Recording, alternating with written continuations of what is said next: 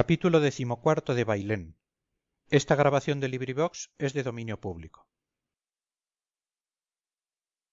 Antes de llegar a la posada, fuerte ruido de tambores y cornetas me anunció la salida del ejército.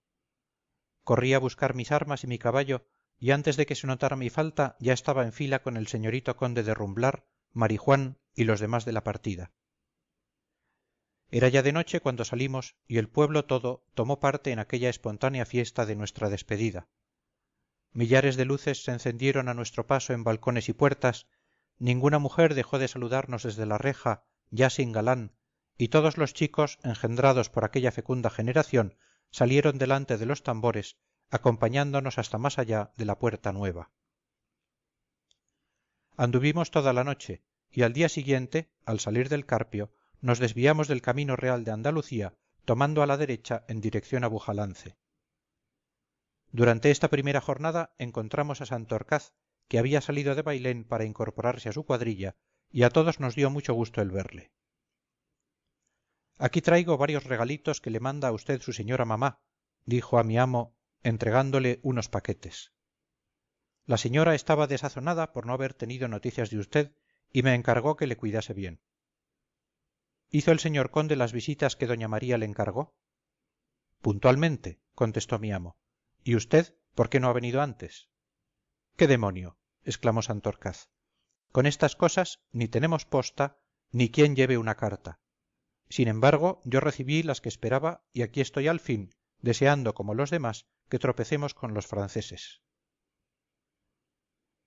Desde entonces fue Santorcaz el principal personaje de la cuadrilla después del amo, lugar que supo conquistarse con su desenvoltura y la amenidad subyugadora de su conversación. Él ponía todo su esmero en agradar a d Diego, cosa fácil de conseguir, y siempre fijo al lado de éste, cautivó prontamente el ánimo del buen chico, ya contándole hazañas y extraordinarios hechos, ya sugiriéndole con su fértil imaginación ideas y conceptos propios para enloquecer a un joven de chispa, pero muy atrasado en su desarrollo intelectual. Y a todas estas, señores míos, ni una palabra os he dicho de aquel ejército ni de su extraña composición, pero atended ahora que lejos de ser tarde, es esta la ocasión propicia de hacerlo, según el refrán que dice, cada cosa en su tiempo y los nabos en adviento.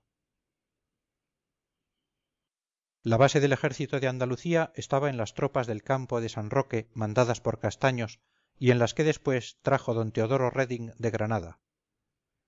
Componíase de lo más selecto de nuestra infantería de línea, con algunos caballos y muy buena artillería, no excediendo su número de 13 a 14.000 hombres.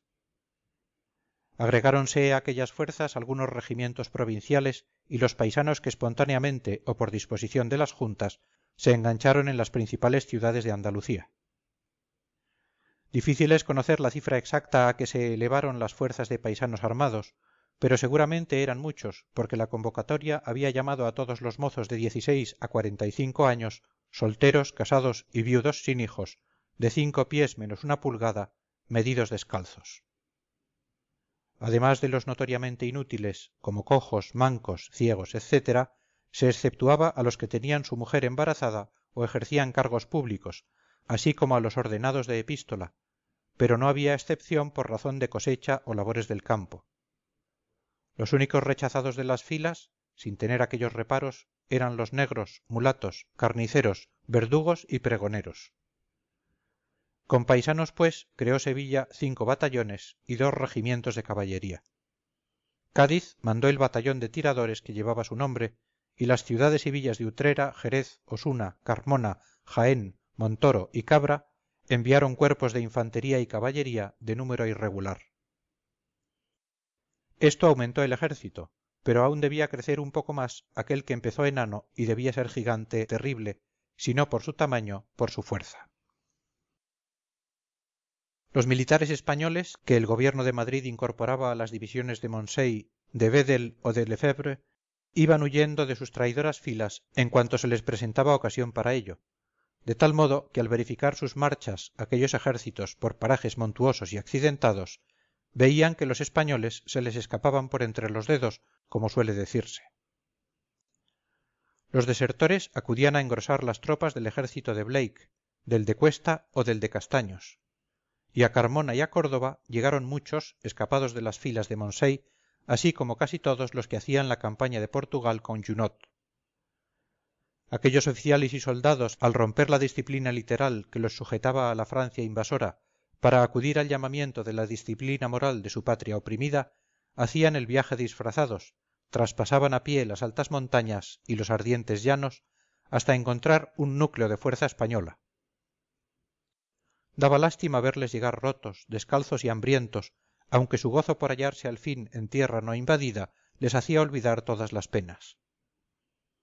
Con estos desertores, entre quienes había guardias de corps, walones, ingenieros y artilleros, aumentó un poco nuestro ejército. Pero aún creció algo más. La Junta de Sevilla había indultado el 15 de mayo a todos los contrabandistas y a los penados que no lo fueran por los delitos de homicidio, alevosía o lesa majestad divina o humana, y en esto trajo una legión que si no era la mejor gente del mundo por sus costumbres, en cambio no temía combatir, y fuertemente disciplinada dio al ejército excelentes soldados. Ibros, lugar célebre en los fastos del contrabando, Jandulilla, Campillo de Arenas y otras localidades, entregadas más tarde al sable de la Guardia Civil y de los carabineros, enviaron respetables escuadrones, con la particularidad de que por venir armados hasta los dientes y ser todos unos caballeros de muy buen temple, que sabían dónde echaban la boca del trabuco, se les reputó como auxiliares muy eficaces del ejército.